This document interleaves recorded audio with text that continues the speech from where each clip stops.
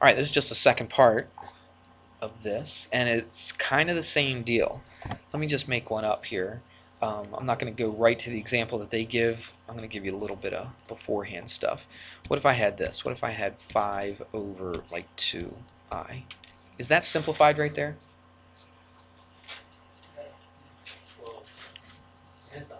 It's got the I, right. Now 5 over 2 is fine, right? That's simplified. But the I, why is it not simplified? Well, what does the I mean? I is equal to what? Square root of -1. So an I technically is a square root, isn't it? So if I have an I down here on the bottom, is this thing simplified?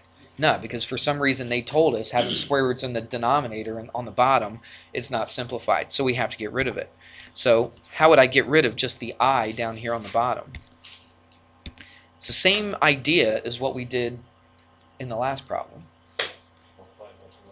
Well, you don't have to multiply by the 2, because the 2 is fine. The only thing I have to get rid of is the I, right? So all I got to do is multiply by I. But I do that on the top and the bottom, because what is I over I? What's anything over itself? It's a 1. So really, I'm just multiplying by a 1. Am I allowed to do that? Yeah, absolutely.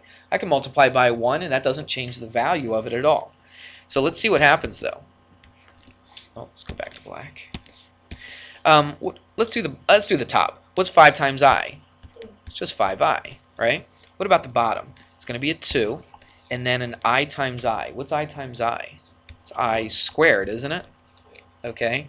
And you're looking at this, you're like, well, how does that help me? I'm just doing this in my head.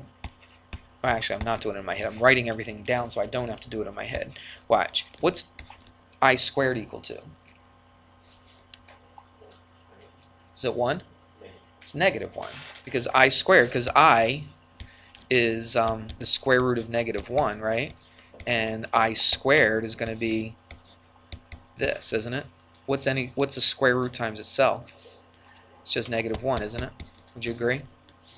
Alright, so that's a -1. So really, it's just 5i over what? -2. Or you could put the negative out in front if you'd like. You could put... Actually, this is the way they'll write it. A lot of times they'll do this. They'll put the I outside the fraction like this. I would be fine. If you wrote it like this, that's fine with me.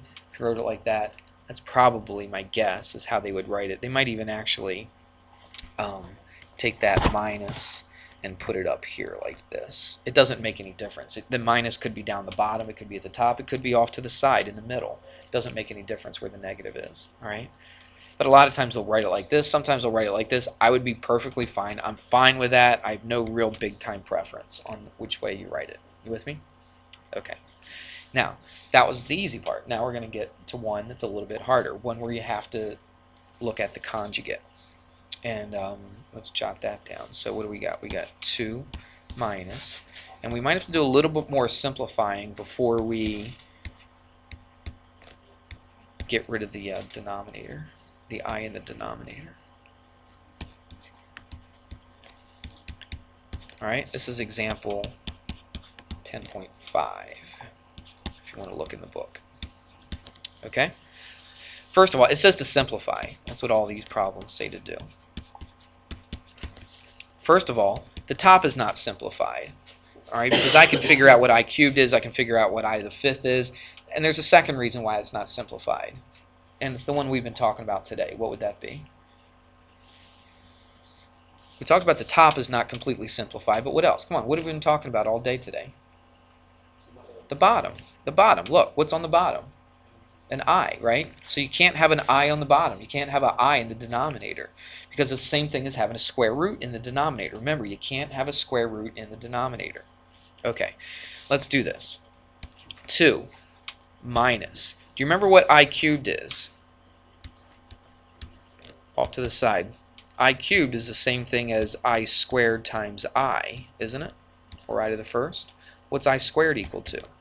It's -1, right? What's I to the first? It's just an I. So what's I cubed?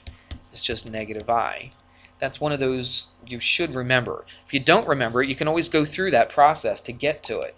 But I cubed should be something that you remember. Okay? So it's minus what? -I. Right. See how I'm real careful? and I put it in parentheses. I didn't leave anything out. I didn't try to do too much in my head.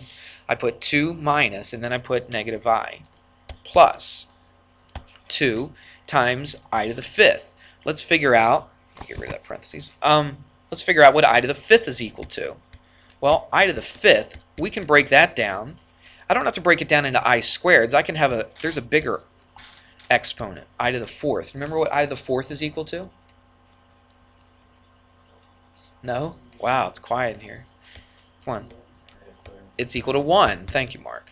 I to the 4th is equal to 1. Why is that? Because I to the 4th is the same as I squared times I squared. What's I squared? Negative 1. What's this I squared? It's negative 1. What's negative 1 times negative 1? It's positive 1. Alright? These are some things that you should have been doing in your lessons, okay, every day. We've done this for a few lessons at least, I think. So you should have seen this every time you do a new lesson. This should not be new to you. You shouldn't be looking at it and staring at it and say, I have no idea. Because you've been doing these problems over and over. You should have been, I should say, doing these problems over and over. And the problem is, if you look at this and this looks completely foreign to you, it's because you haven't been working hard enough. You haven't been trying to do all the problems correctly. All right? If you don't know how to do those problems in the problem set, go back on the YouTube videos, find where that lesson is, and watch the lesson on YouTube. And then that'll remind you. Okay? All right. So anyway, enough yelling at you. Sorry about that. So I to the 5th is equal to I to the 4th times what? Times I to the 1st. Well, what's I to the 4th? It's just a 1. So what's I to the 5th? It's the same thing as I. So I to the 5th is the same thing as I to the 1st, or just I.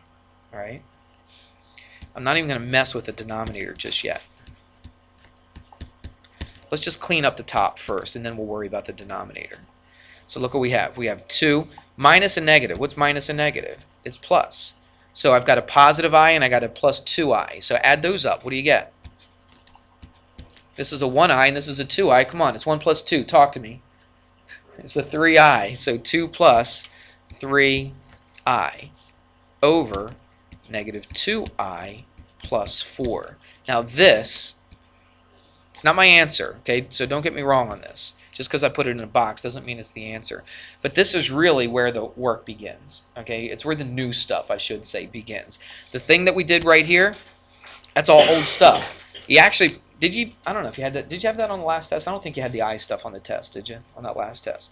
Okay, my guess is you'll probably have it on the next test, though. Okay, that's where the I stuff, I can't remember exactly what lesson it was on, but go back and look. If that didn't make sense to you, you have to go back to the YouTube videos. Find the lesson that we covered it, right? Look in the book, find out where the I stuff occurred, and then go to that video on YouTube and watch it and go over it and make sure you understand it. All right, that's all I got to say about that. Let's now go to this, and we'll get rid of that box. All right, so now what we're going to do is basically what we did in the last example. Watch what I'm going to do.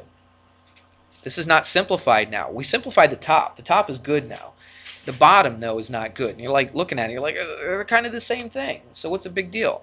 Well, the big deal is you got an I in the denominator, a square root in the denominator, and you can't have that. So now this is a sum. So how do I get rid of it? I multiply by its what? What's the word? Conjugate. And what is the conjugate of this then? It's negative 2I what? Minus 4. That's right. See that? I just kept everything the same. It's the sign in the middle I just changed. So I multiply the top by the same thing. The reason I do that is because I'm multiplying by a 1. We've talked about that enough.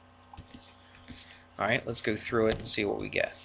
Let's do the bottom first. The bottom's actually the easiest when I multiplied by the conjugate. Remember the outside and inside add up to 0? So all I got to do is the first and the last. Negative 2I times negative 2I, which is positive what? 4I squared. We'll simplify that a little bit later. And then, look, the outside is positive 8I, the inside is minus 8I. Okay, 8I minus 8I is 0. It adds up to 0. And then let's do the last. Positive 4, negative 4 is minus 16. We'll mess with this in a second because you know you can simplify I squared, right? Because we just talked about that. Let's do FOIL method on the top. So we got to go through the whole thing, though. The whole FOIL. First, outside, inside, last. So the first is negative 4I. The outside is minus 8. The inside is minus 6i squared. And then the last is minus 12i.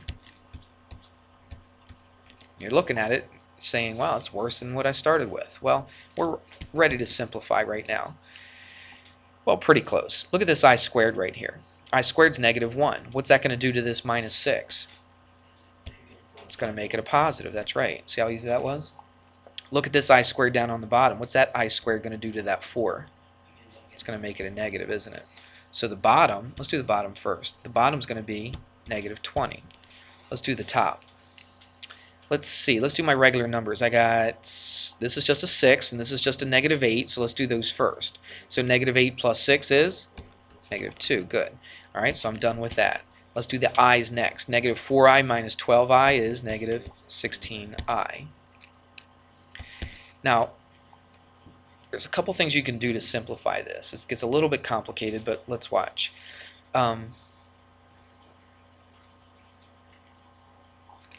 Let's do it like this. Let's get rid of, remember I said that negative on the bottom could go out front and then it has to be distributed through. So watch what I'm going to do. I'm going to take this negative on the bottom. I'm going to get rid of it. I'm going to put it out front. But what do I have to do with that negative? I have to distribute it through here. So what is really getting rid of this negative does what? It changes these signs up here. So it's going to be a positive 2, what? Plus 16i over 20. Doesn't that look a lot nicer than having all those negatives in there? Yeah. But there's also something else you can do with this to simplify it. We're almost done. Yeah, exactly. Divide everything by 2. Do you see that? 2 goes into 2 and 20. 2 goes into 16 and 20. So 2 should divide evenly into both of those. Exactly right. So it's 1 plus 8i over 10 because I divided everything by 2. Do you see that? And then that is the way that you want to... Actually, the 8 over 10 can simplify as well, can it? Tell you what, we're running out of room. Let's throw this over here. So watch what we're going to do. This is what they do. See how it's 1 over 10? We're going to write it like this. 1 over 10 plus 8i over 10. But what's 8 over 10? Reduce 8 over 10. What is that? 4 over 5. 4 over 5 what? I. That is the way they want you to write your answer, like that. It's quite a few steps.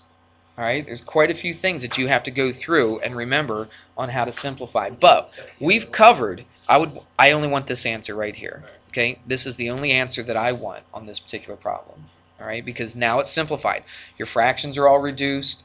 Your I is over here on the right, and that's the way I want it right there. Okay, that's the only way I want that answer. Make sense? Look, there were a lot of steps here, and you might have got a little lost here and there. Go to the video tonight and watch it, and pause it, do a little step, maybe do the next step. You do a step ahead, then unpause it and see what I do and see if I do the same thing that you just did, right? Just to see if you're doing the same thing, if you're doing the right thing, right? And so that's all we're doing today. I'm just doing those two things. It's called rationalizing the denominator. We did it with square roots on the first example, and then we did it with i's, which is basically a square root anyway, isn't it? All right? It just, people tend to not think of an I as a square root, but you got to remember back, I is a square root right there. Okay? Now, you've got a few problems on problem set 10 like that. Let's find the ones that you can do. You should probably be able to do numbers 7, 8. You probably should have already been able to do 7 and 8. But it has to do with i's. 9, 10, and 11 you should be able to do now. Alright, 9, 10, and 11. Now, everything should be done except for 9, 10, and 11 and 12 and 13. We're going to do 12 and 13 tomorrow. Alright? It's called completing. Yeah, those. Yeah, I told you not to do those anyway, right? But you should be able to do everything except for the proofs. Don't worry about doing the proofs. Should be able to do everything tonight except for 12 and 13, and we'll do that tomorrow. Alright? That's it.